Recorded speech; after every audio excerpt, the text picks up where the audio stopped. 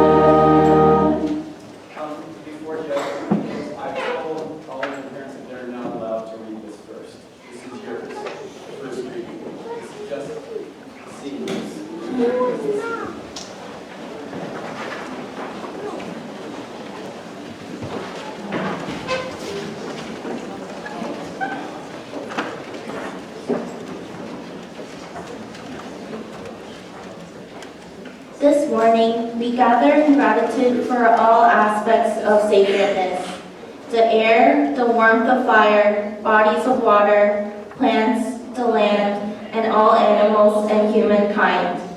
We gather to honor our parents, grandparents, family members, and friends who have traveled with us on our path to success. May we always cherish our ancestors as we prepare for the days ahead. May we remember the holiness exists in the ordinary elements of our lives. May each of us remember to share our stories with one another, because it is only through stories that we live full lives. May the words we speak go forth as bright beads of comfort, joy, and inspiration. May we always recognize the multitude of gifts that surrounds us. May our homes, schools, and communities be filled with the wisdom and optimism that reflects a generous spirit. May we realize that our actions affect all people and the earth. May we live in the way of beauty and help others in need. May we always remember that we were created as people who believe in one another. We are grateful, holy ones, for all blessings, seen and unseen.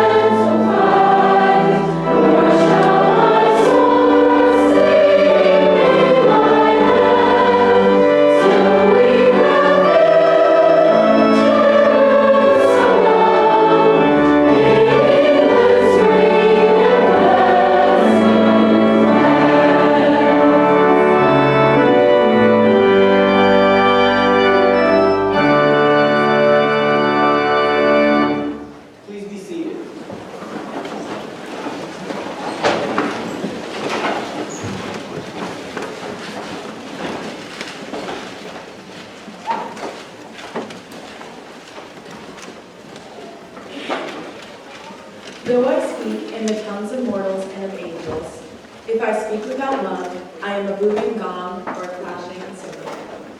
And though I have prophetic powers, and understand all mysteries, and know all things, and have all the faith necessary to move mountains, if I am without love, I am nothing. I have decided to stick with love, and I'm going to talk about it everywhere I go. I know it isn't popular to talk about it in some circles today, and I'm not talking about some emotional rush when I talk about love. I'm talking about a strong, demanding love. And so I say to you today, my friends, that you may be able to speak with the tongues of men and angels. You may have the eloquence of articulate speech, but if you have not love, it means nothing. Yes, you may have the gift of prophecy. You may have the gift of scientific prediction and understand the behavior of molecules. You may break into the storehouse of nature and bring forth many new insights. Yes, you may ascend to the height of academic achievement, so that you have all knowledge, and you may boast your great institutions of learning and the boundless extent of your dreams. But if you have not love, all of these mean absolutely nothing.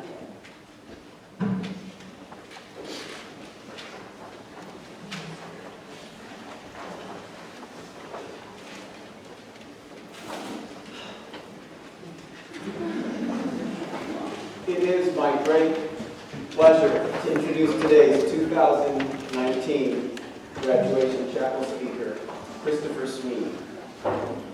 One of the long-standing traditions at Westover has been for the senior class to invite as graduation speaker a qualified person who is a friend or relation of one of the graduates. Christopher fits this tradition in that he's a friend and teacher to many graduating seniors. His academic credentials are pretty straightforward. He has a BA in religion from Middlebury College and an MA in classics from Tufts University. Christopher's Westover credentials are not quite so straightforward. Here they are. He's had the following positions at the school: Latin teacher, history teacher, English teacher, dorm parent, discipline committee chair, associate dean of faculty, acting chaplain, acting director of studies, acting dean of students. He's a very good actor. Some of you have seen him in a number of Westover plays. Senior class dean, sophomore class dean, community service coordinator, and driver. You might find yourself asking, when did he do all of this? Let me suggest a timeline. Christopher was at Westover from 1983 to 1987. Then he was at Westover from 1990 to 1998. And then he was at Westover from 1999 to 2018. That is, he arrived 36 years ago. He left 32 years ago. He came back 29 years ago. He left again 21 years ago. And he came back 20 years ago. Finally, after all this to and fro, he retired a year ago. Since retiring, he taught this past year 2 English courses.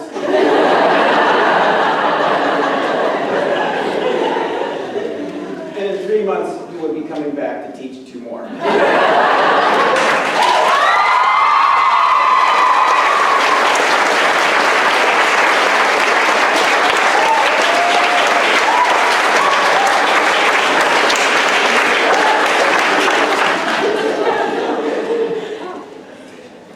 That Westover is a place to allow Christopher to exercise his talents and loves in this eccentric way. And that Christopher has chosen to give of himself with such dedication and passion says much about both Christopher and Westover. And it says a great deal about our seniors who have asked him to speak today. Please join me in welcoming our graduation chapel speaker, Christopher Sweeney.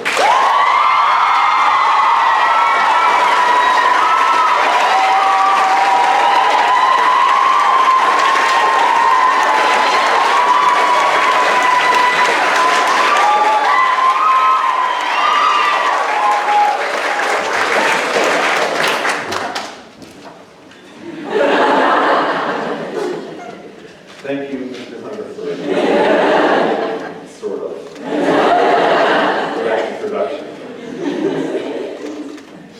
Good morning, everyone. Good morning, Christopher!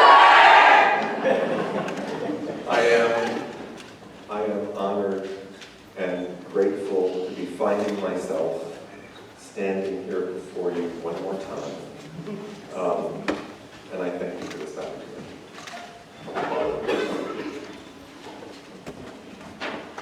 Muffy Green, last week, Muffy is Westover School's archivist. Many of you know her. She showed me this beautifully bound booklet. It's entitled Sermon. given in this very chapel on May 28, 1911. A talk given by Reverend John N. Lewis Jr., who was Westover's first chaplain, addressing Westover's second graduating class.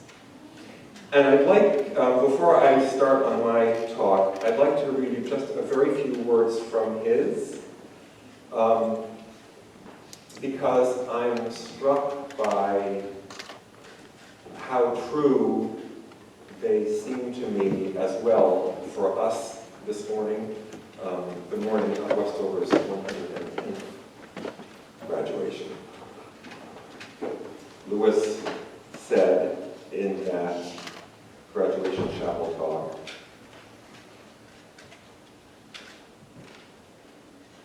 "We have gone through great experiences together here in school.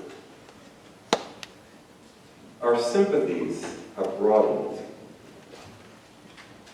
We have learned lessons, and each one of us has taught them.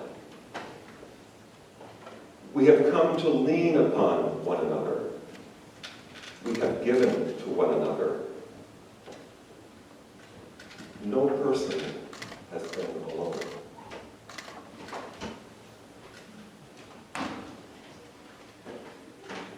Well, Lydia has spoken the words that I most want to be here this morning. Thank you, Lydia. And St. Paul and Dr. King have expressed what I want you to hear this morning much more directly and more powerfully than I could. So I could just give you my congratulations and sit back down right now. I could, but I won't. Not quite yet. 1. This is not the first talk many of you have heard me give that's divided into separate, but hopefully not unconnected sections. In the case of this talk, there are 6 sections. 6, but none of them is very long. 2. Those 2 verses that Lydia read from St. Paul, "Though I speak in the tongues of mortals and of angels, if I speak without love, I am a booming gong or a clashing cymbal. And though I have prophetic powers and understand all mysteries and know all things and have all the faith necessary to move mountains, if I am without love, I am nothing." Those 2 verses are the start of an extended section of Paul's first letter to the Corinthians that he devotes to the subject of love.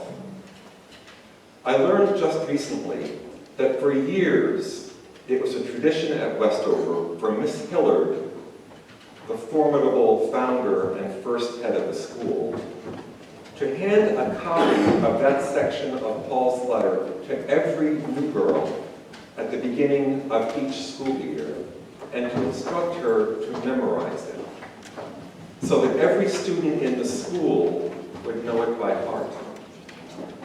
Which means that from the very start of their high school career, Westover's students were presented with the opportunity to take in the idea that whatever knowledge they acquired here, it would count for nothing unless the learning process involved love. "Though I know all things, if I am without love, I am nothing." If St. Paul is right, and if Dr. King is right when he says, "You may ascend to the heights of academic achievement so that you have all knowledge, but if you have not love, this means absolutely nothing."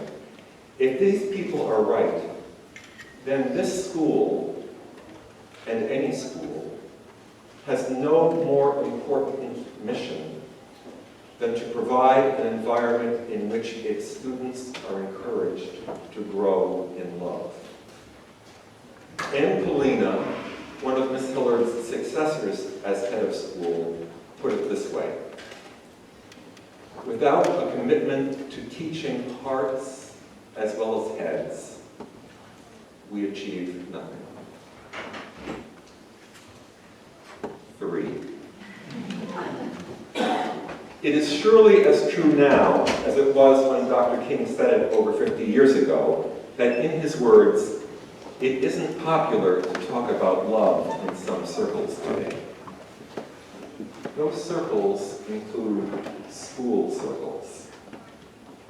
As Philip Tate of the Boston University School of Education wrote in the Journal of Education a few years ago, and I'm quoting here, educators have avoided talking about the importance of love in teaching for too long, unquote. But the fact that we tend not to talk about the importance of love in teaching doesn't mean that we don't recognize it. 4.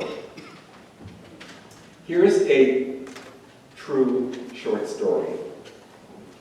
It's set about 25 miles west of here, in Danbury, Connecticut, about a decade before Westover was founded, so right around 1900. 2 men were talking after a church service in Danbury. The older man, whose name was George Ives, had been bandmaster in the army of Ulysses S. Grant in the Civil War, and he was now the choir director at the church. We don't know the other man's name, only that he was a nice young man who had just successfully earned a graduate degree in music from the Boston Conservatory. They're talking about John Bell, who was a stonemason, the best stonemason in Danbury at that time. This account of their conversation was written down by George Ives' son, Charles Ives, who was to become one of early 20th century America's most original and innovative composers. Here's what he wrote. Once a nice young man said to father, "How can you stand it to hear old John Bell sing?" Father said, "He is a supreme musician." The young man, nice and educated, was horrified and said, "Why, he sings off the key, the wrong notes and everything, and that horrible raucous voice. And he bellows out and hits notes no one else does. It's awful." Father said, "Watch him closely and reverently. Look into his face and hear the music of the ages. Don't pay too much attention to the sounds, for if you do, you may miss the music." That nice young man, a recent conservatory graduate with an advanced degree in music, knows a great deal about music, and yet he doesn't recognize it when he hears it. Doesn't because he can't. The nice young man knows all about melody, harmony, pitch, rhythm, timbre, but because his knowledge is without love, it ends where the music actually begins. It's not that the nice young man is mistaken about John Bell's singing. The notes John sings and the notes on the page are surely not always the same. And we can well believe that his tone is raucous. Yes, John Bell is breaking the rules that the nice young man has just spent 3 years learning with such apparent success. The problem is that whatever his education undoubtedly did for his mind, it seems never to have engaged his heart. Because the young man, nice and educated, has not love, he can hear only what's wrong with John Bell's sounds and is deaf to the music he makes. in an essential sense, its education has failed him. 5. The first priority of a school which aims to empower its students to lead lives of consequence is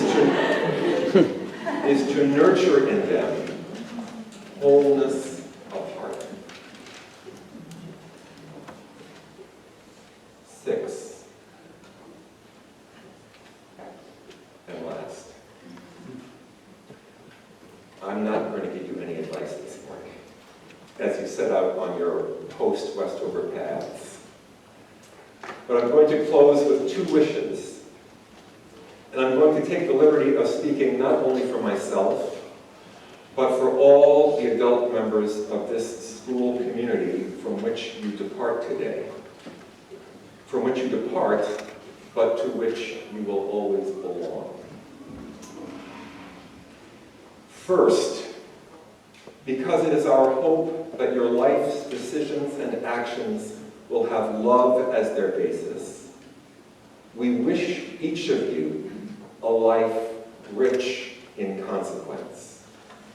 For if your decisions and actions have love as their basis, then your life's consequence will be a blessing for everyone in the world to whose lives you reach out with your own. And here's our other wish, that we have honored our commitment to teach your hearts as well as your heads, and that your life's love-based decisions and actions will in some way be connected with what your heart has learned through love that you have experienced here.